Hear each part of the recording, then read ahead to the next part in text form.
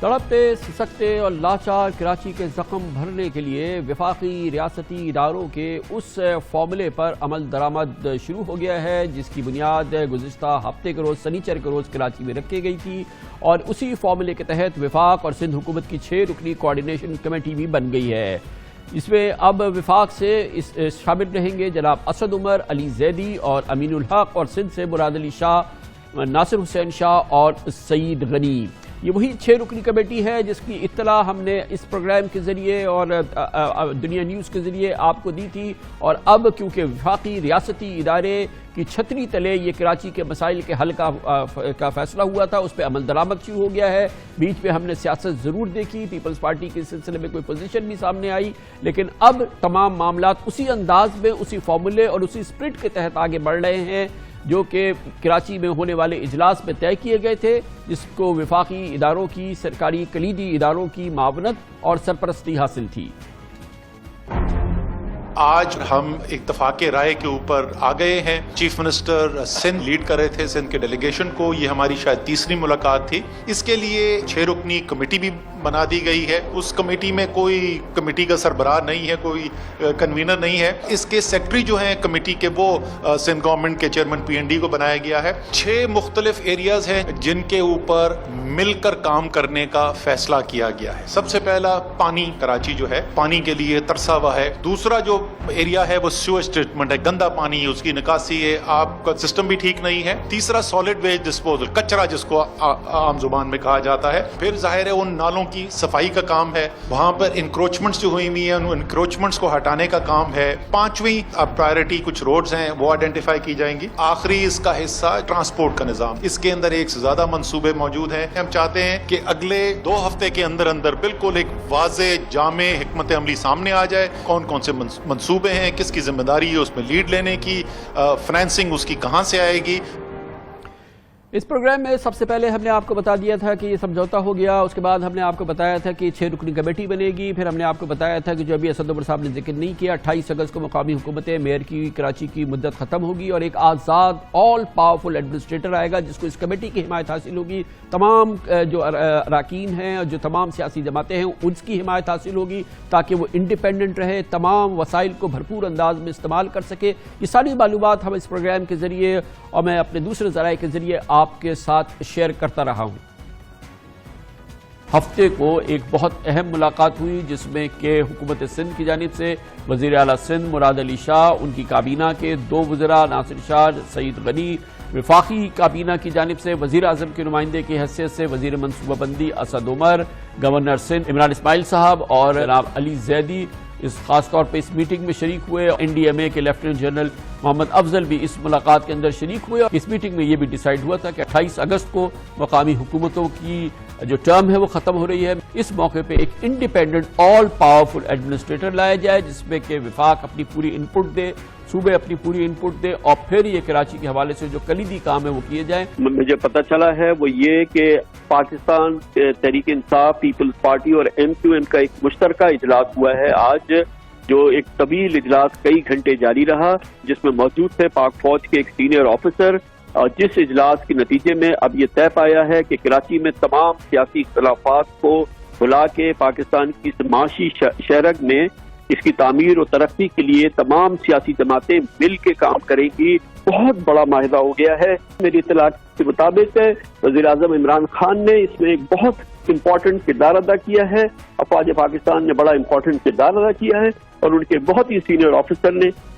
اپنی موجودگی میں اس معاہدے کو آخری شکل دی ہے، اور اب اس میں آپ دیکھیں گے کہ بہت جلدی ڈیولپمنٹ ہوگی۔ کراچی کے حوالے سے پاکستان کا ایک بہت بڑا تاریخی ترقیاتی پروجیکٹ جو ہے وہ اس کا افتتاح ہونے والا ہے۔ اور یقیناً جب میں نے افواج پاکستان کی معاونت کا اور اس کا کلیدی کردار کا ذکر کیا تو وہ صرف محدود نہیں تھا NDMA کے سربراہ لیفٹیننٹ جنرل محمد افضل تک، یہ بہت وسیع معاملہ تھا، ایک وسیع چھتری تھی اور وسیع معاونت تھی جس کا مقصد یہ تھا کہ پاکستان کے معاشی شہرک کو بچایا جائے، یہاں پر جاری تباہی کو روکا جائے، اور شہر میں تمام سیاسی جماعتیں مل کے قومی اہمیت کے اس شہر کو اور پاکستان کی معاشی شہرک کو بچائیں، اور اس پہ اب باقاعدہ عمل درآمد بھی شروع ہو گیا۔ یہ اچھی خبر ہے، اس کی مزید معلومات ہم نے دیں گے۔ ہمارے ساتھ موجود ہے اس کمیٹی کے اہم رکن MQM پاکستان کے کلیدی رہنما ہیں وفاقی وزیر انفارمیشن ٹیکنالوجی محترم امین الحق ہمارے ساتھ اسلام آباد سے موجود ہیں. بہت بہت شکریہ امین بھائی, آپ نے ہمیں جوائن کیا ہے. تو یہ کہنا درست ہوگا کہ وہ جو سنیچر کو کراچی میں اجلاس ہوا اس میں جو تمام معاملات طے ہوئے, بیچ میں ہم نے بہت سیاسی بیانات اور بڑی سیاسی اس میں حدت دیکھی, لیکن میں دیکھ رہا ہوں کہ اس پہ اسی اسپرٹ کے مطابق اور انہی نکات کے مطابق عمل ہو رہا ہے جو سنیچر کو طے کیے گئے تھے. بالکل آپ کامران خان صاحب بالکل صحیح فرما رہے ہیں کہ 2 اجلاس کے بعد جو تیسرا اجلاس کل اسلام آباد میں ہوا, جس میں وفاق کی نمائندگی اور ساتھ ساتھ وزیر اعلیٰ ان کی ٹیم نے صوبائی حکومت کی بھی نمائندگی کی, اور NDMA کے جنرل صاحب بھی موجود تھے. اور میں سمجھتا ہوں کہ کل کی ملاقات اگر دیکھا جائے تو بڑی اوپن مائنڈ اور اوپن ہارٹ کے ساتھ ملاقات تھی, اور دونوں فریق نے ایک طویل ملاقات تھی. اور ان طویل ملاقات میں جو ٹاپ ایجنڈا طے ہوا وہ میرا خیال ہے کہ آپ نے بتایا بھی, کہ جیسے پانی ہے, سیوریج کا نظام ہے, ٹرانسپورٹ ہے, اور سالڈ ویسٹ مینجمنٹ ہے, اور روڈوں کے نظام کو بہتر کرنے کے حوالے سے.